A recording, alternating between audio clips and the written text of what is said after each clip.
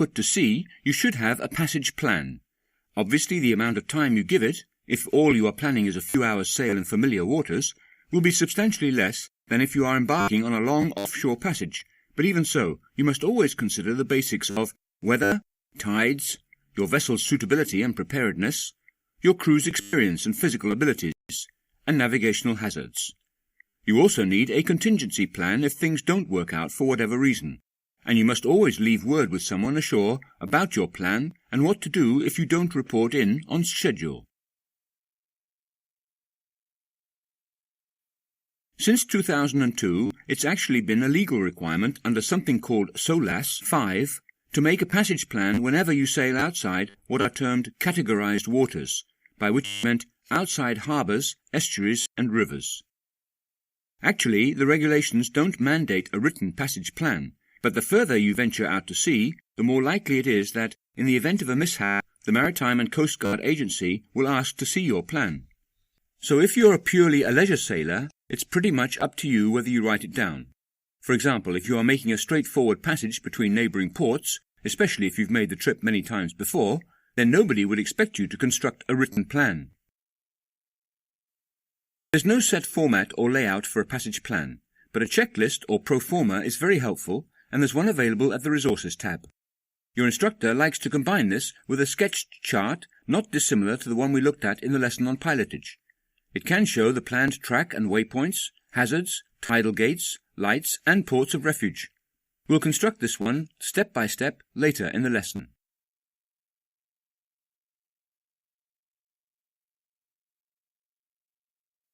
Let's focus on the boat and its crew first. There's no simple answer to the question, is our boat suitable for the passage? Well-found vessels have come to grief close to their home port, and at the other end of the spectrum, somewhat deranged individuals have crossed oceans in little more than a bathtub. However, common sense should prevail, and the European Recreational Craft Directive, RCD, is not a bad starting point. It categorizes all vessels as A. Ocean, B. Offshore, C. Inshore, and D. Inland or sheltered coastal waters. However, it only came into effect in 1988, so if your vessel was built before then, it doesn't help. Aside from a vessel's basic design and construction, her seaworthiness is a function of how well she has been maintained and equipped.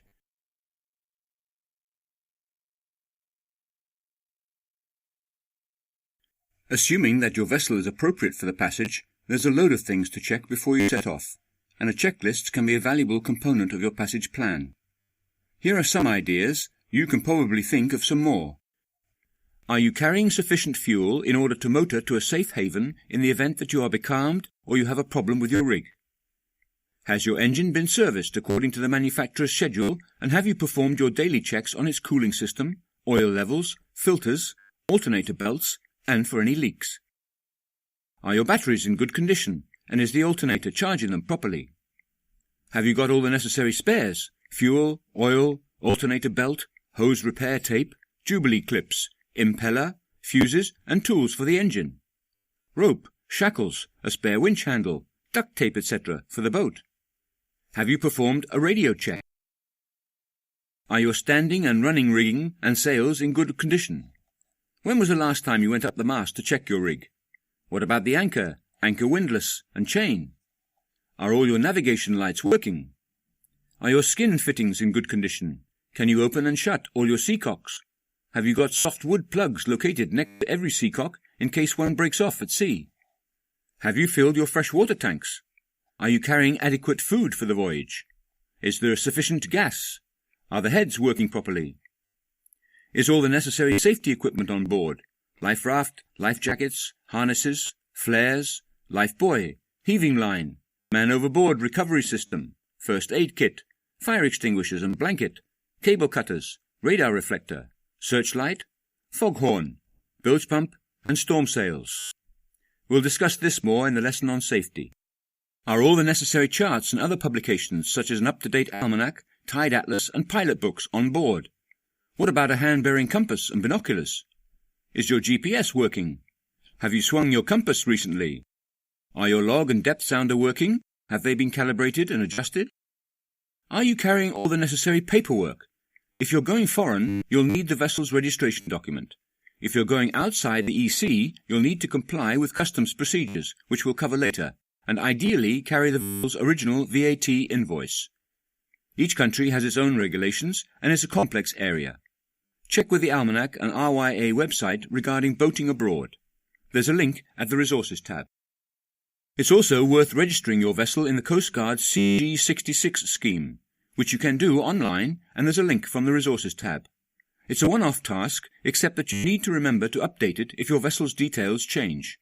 It provides Coast Guard Marine Rescue Coordinators with full details of your vessel and will enable them to react quickly and appropriately in the event that you have a problem on passage. You then need to consider your crew, and that includes you. Are you and your crew sufficiently experienced and physically capable of making the passage safely? That's not to say that you shouldn't push your boundaries. After all, everybody has to make their first coastal passage, channel or ocean crossing. Just take it a step at a time. Assuming that you've got the requisite experience and stamina, who's your number 2? Are they properly briefed and capable of taking charge if you are incapacitated for any reason? Do you or any of the crew suffer from seasickness, such that it prevents them from taking full part in crewing the vessel? If anyone is unsure, take seasickness tablets before setting off. Does anyone suffer any medical problems that might place them in jeopardy during the voyage? Diabetes, asthma, heart problems, nut allergies? If they are reliant on medicines, have they brought them with them? Do you know where they're stowed and how to help administer them if necessary? Is anyone colorblind? If anyone needs glasses or contact lenses, have they brought spares? Are all crew members equipped with suitable clothing? Have they brought sleeping bags if you're going to be away overnight? If you're going foreign, have they brought their passports? You also need to brief the crew. Do they know what to expect? How long will the passage take? What's the weather forecast? And, especially, how rough or cold might it be? What's each individual crew member's role? If you are sailing overnight, what's the watch system? Do they know under what circumstances they should call you if you're having a nap? If any of them haven't sailed on this boat before, take time to walk them around the boat, showing them where everything is. Explain exactly how the heads and cooker work. Talk about conserving electrical power and fresh water. Tell them what the rules are for wearing life jackets and harnesses. Show them where all the safety equipment is stored, how to make a distress call on the VHF, and how to start the engine. Discuss and ideally practice a man overboard emergency, fire and gas drills. Make a record of each crew member's next of kin with their address and phone number.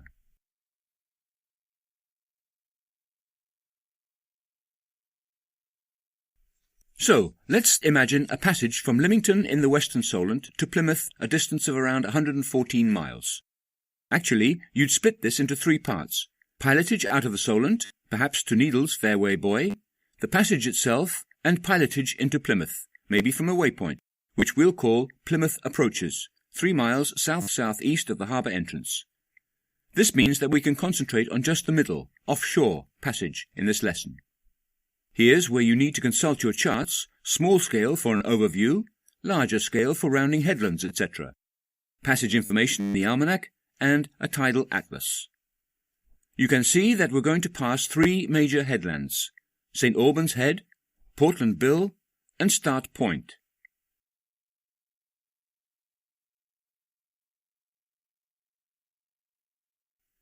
Now's the time to start drawing our passage chart. We can mark on the departure and arrival waypoints, and perhaps some of the major ports and harbours in between. Then we study the passage information in the almanac and a large-scale chart for each of the major headlands.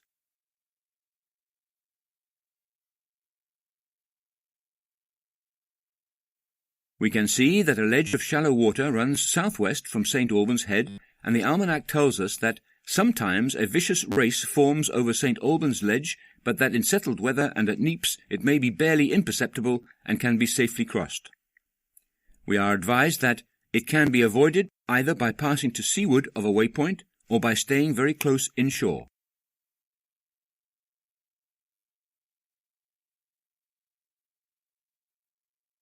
So we'll make a note of the potential danger on our passage plan.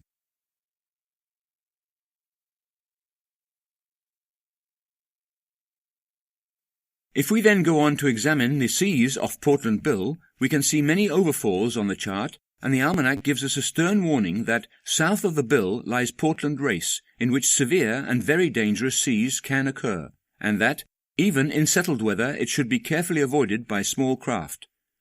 We're advised that we can avoid it by passing 3 to 5 miles to seaward of the Bill.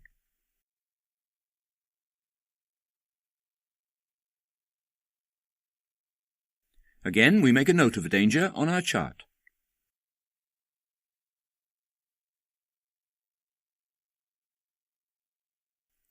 Finally, a close examination of the waters off Start Point shows a relatively small area of overfalls south and east of the point. However, the almanac doesn't provide any information, so we might assume that, whilst they might make for an uncomfortable sail in wind against tide situations, there's no particular danger.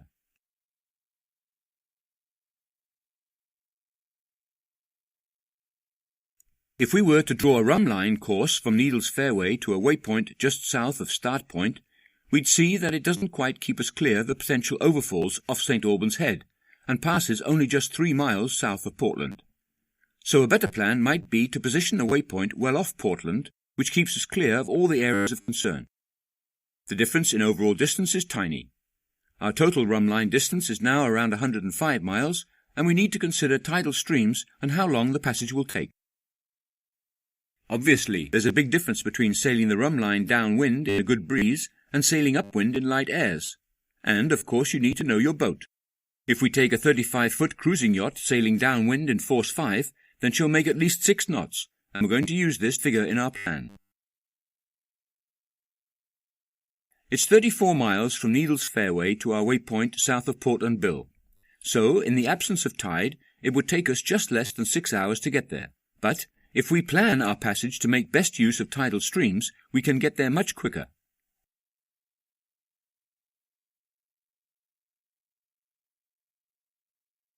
Let's assume it's springs. A quick look at a tidal atlas for the Central English Channel tells us that the tide sets west for about 6 hours from the time of high water Dover.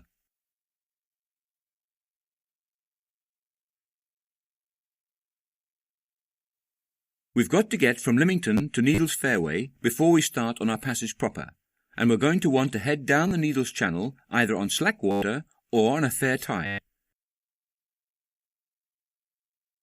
So let's assume we plan to be at Needles Fairway at high water Dover plus 1 hour.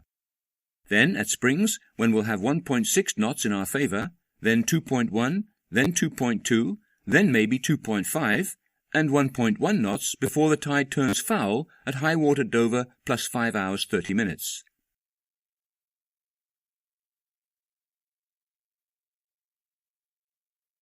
By the way, extracting the drift from the tidal atlas isn't an exact science, as the arrows are quite widely spaced, but these numbers are fine for planning purposes.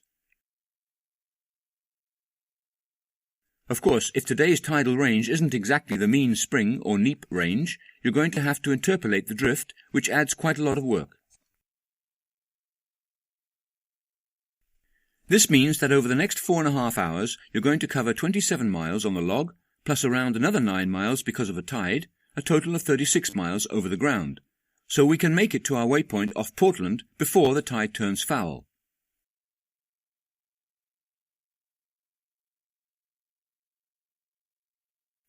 We've then got another 50 miles to Start Point and a foul tide.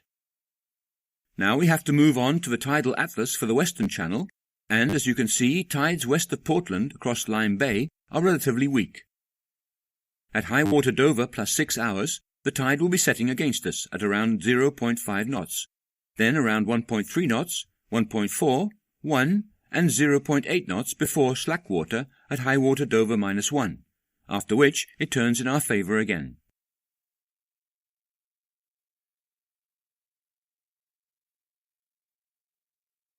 This means that in the next 6 hours at 6 knots, we will make 36 miles on the log, minus 5 miles equals 31 miles, leaving us still 19 miles short of Start Point and 40 miles short of Plymouth approaches.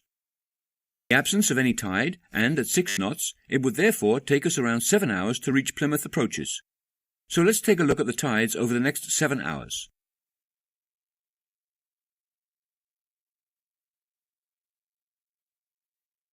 You can see that they are mainly in our favour, but the net is just plus 1. So at 6 knots, we're going to reach Plymouth approaches in just under 7 hours at high water Dover +6. So assuming we can make 6 knots, and by making the best use of tidal streams, we can reckon to sail from Needles Fairway to Plymouth approaches in around 17 to 18 hours. But as they say, the best laid plans. What if there's substantially less wind than forecast, right from the outset? Well, as we've just seen, we can only make it to our waypoint off Portland Bill before the tide turns if we can sail at 6 knots. Imagine then if we can make only 4. Even with the tide under us, this would leave us 8 miles short, and the tides off Portland will soon be running against us at 2 knots, making our speed over the ground just 2 knots.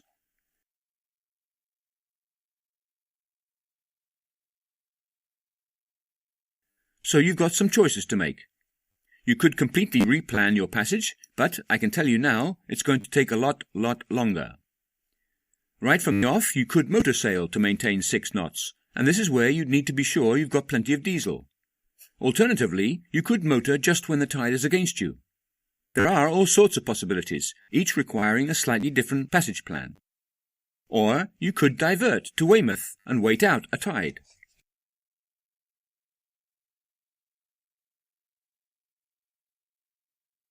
Let's assume you want to go for the latter. Well, Weymouth is a pretty good run ashore with plenty of pubs and restaurants. There are no tidal constraints, and the pilotage is straightforward. But if you check the almanac, you'll find that there's a gunnery range between St. Albans Head and Weymouth, and if it's live, you need to stay outside a given waypoint. The almanac gives details and tells you who to call to find out if they're firing. Actually, if you've been listening to Portland Coast Guard's 3-hourly routine maritime safety and weather information broadcasts, you should know already. So if the Rangers are firing, you can't alter course towards Weymouth too soon. Neither do you want to leave it too late, so mark a go-no-go point on your chart and make the decision before you get there.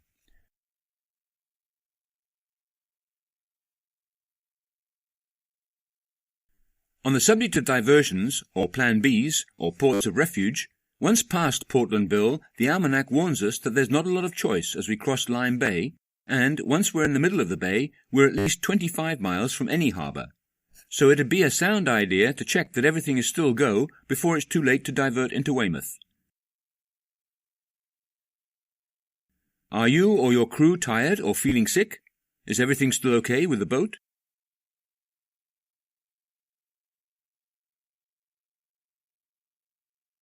Of course, with a passage of 18 hours, or possibly more, you're going to be sailing in the dark, and it's not a bad idea to mark the major lights that you'll pass on your passage plan. Here I've entered them as green stars with their characteristics as they should appear, as you approach them, at the top of the sheet, and if they have a red sector, I've drawn it in.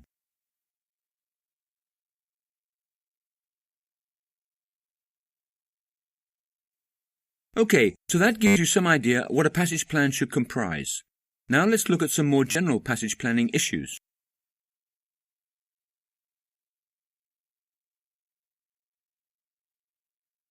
In our example, we assumed that we could sail the rum line between waypoints, but what if the wind is on the nose?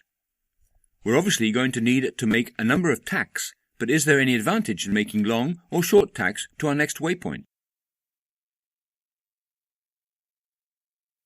Well, as you can see from this animation, assuming both boats sail at the same angle to the wind, at the same speed, suffering the same amounts of leeway, then, ignoring the very small losses made by the vessel on the red track, attributable to the speed she'll lose in her tacks, it's not going to make a great deal of difference whether you make 2 or 8 tacks on your way to the waypoint.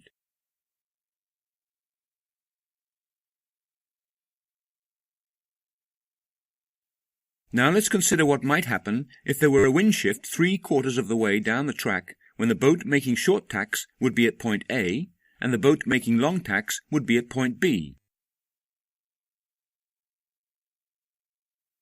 Now the boat at B would be dead downwind of the waypoint, and the boat at point A would be able to sail directly there.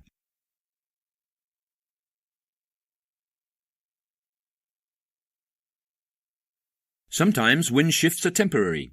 In fact, the wind direction continually changes direction, veering and backing by 10 to 20 degrees, especially if it's blowing from over the land, which introduces turbulence into the flow. Racing yachtsmen pay an awful lot of attention to this, and contrary to what most non-racing sailors might expect, most races over any distance at all are won or lost on wind shifts rather than boat speed.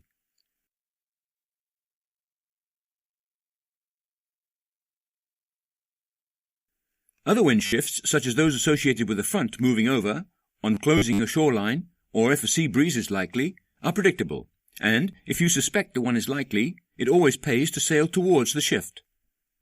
In this example, with the wind blowing directly from the waypoint, it doesn't matter whether you set off on port or starboard tack. But then imagine that the wind veers 20 degrees. The boat on starboard tack will be lifted, and the boat on port tack will be headed. If they both then tack, you can see that the boat that went off on port tack towards the shift has made a big gain. If, on the other hand, you are uncertain which way the wind might shift, it pays to hedge your bets by staying close to the rhumb line, making relatively short tacks, and a good way to do this is to draw two clearing lines on the chart and stay between them. We looked at this in the lesson on electronic navigation.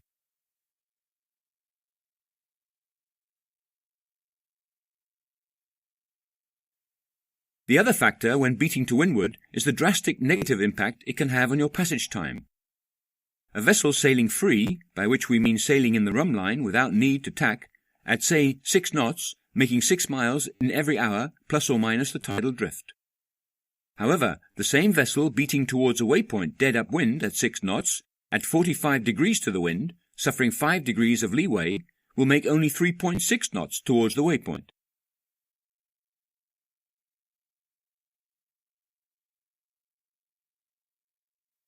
The really bad news, however, is if the tide is also against you, because a boat sailing the rhumb line at 6 knots, with 2 knots of tide dead against her, will progress towards the waypoint at 4 knots, whereas a vessel sailing at 50 degrees to the rhumb line will only progress at 1.6 knots, taking more than twice as long.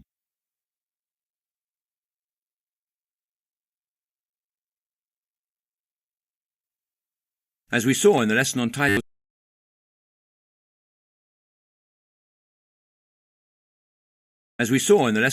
streams, it's not unusual for the tide to set at 2, 3, 4, up to 10 knots in some places, especially off headlands and in narrow channels, and it can prove impossible for a sailing vessel to make any progress. In fact, she might end up going backwards at a rate of knots. In the days of sail, this was a significant issue for a ship's master, and even today, if you are racing and therefore unable to use your engine, and the tide turns against you, there's nothing for it but to get the anchor down and wait out the tide.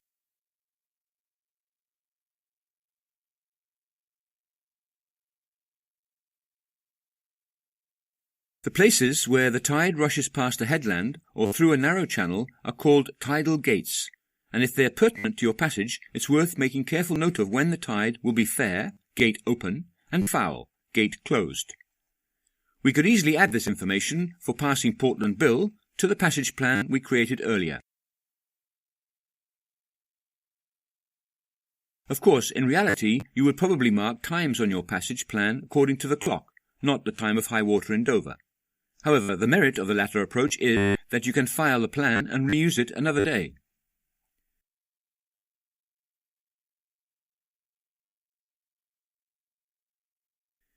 If you're going to be sailing through 2 or more tidal gates, a diagram like this can help you to compute the optimum time to sail. This one is based on a passage from Lymington to St. Peter Port in Guernsey, where you have to sail down the Needles Channel, cross the channel, and then down through the Alderney Race and Little Russell.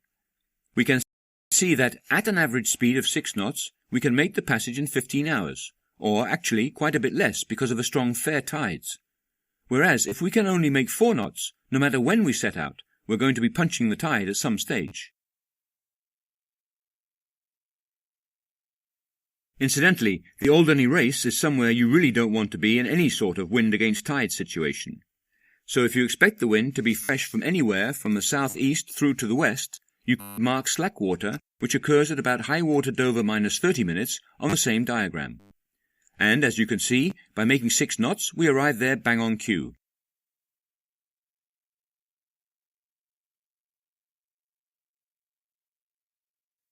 Just in case you ever make this passage, it's worth knowing that Bray Harbour on the north coast of Alderney is a great place to wait out a tide, except when the wind has some north in it, when it's unspeakable.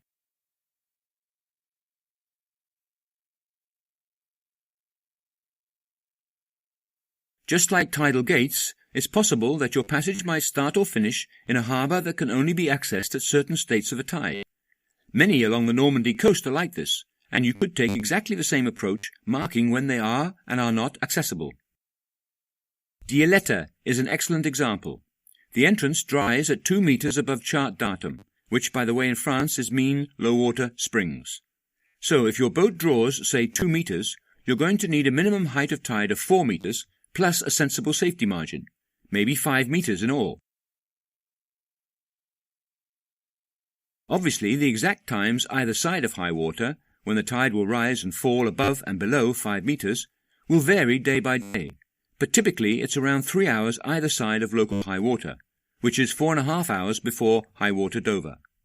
So you can see that if Dielette is where you're bound, and you can make 6 knots, the best time to leave Lymington would be at around high water Dover plus 4 hours.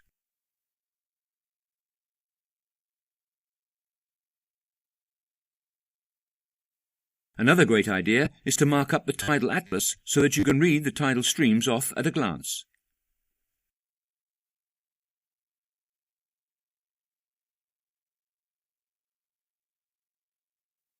As regards passage and the weather, the key elements of the forecast are wind strength and direction, sea state, weather as in rain, fog, etc., and visibility.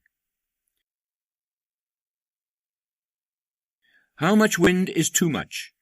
It's not so much the wind strength that matters, but the size of the waves, and especially if there's any possibility of breaking waves, which are more likely to occur when wind and tide are in opposition, around headlands and over shoals and rocks.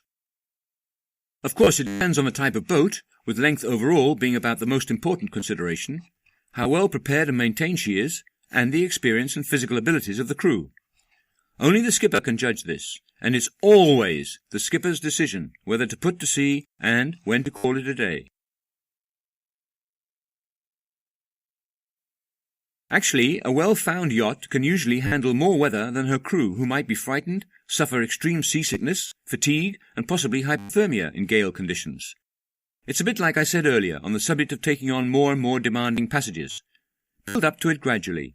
An offshore passage in Force 6 can seem pretty tough for the inexperienced, and it's unsurprising that Force 7 is sometimes called a yachtsman's gale. Take a look at this video. Jean-Pierre Nicole is carrying his spinnaker single-handed in Force 8, and the waves are not exactly small.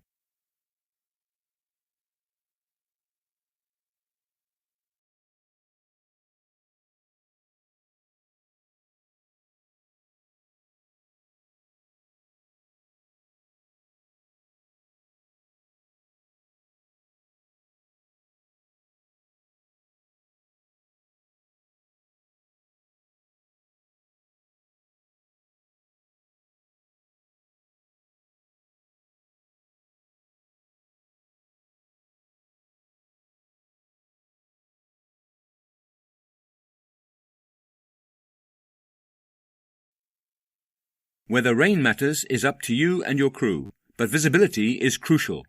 Unless you are equipped with radar, and ideally these days AIS, and have been trained to use them, and you've practiced a lot, do not go to sea if fog is forecast.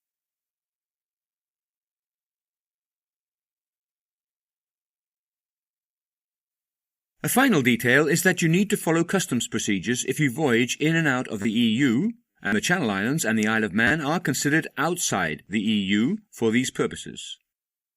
So if you're sailing to Guernsey, for example, before you leave the UK, you must fill in and mail off Part 1 of Form C1331, which can be obtained from the Revenue and Customs and some harbour masters and mariners. Then, before you arrive in Guernsey, you must fly a Q flag and, on arrival, report straight to the proper authority, which in the case of St. Peter Port is the Harbour Master's Office, and complete their customs form. It's pretty much the same on the way home. Fly your Q flag before you enter UK waters, 12 miles out, and when you berth, call the National Yacht Line on 0845 723 C1110 to request permission to clear customs. They'll ask you some questions and tell you what to do.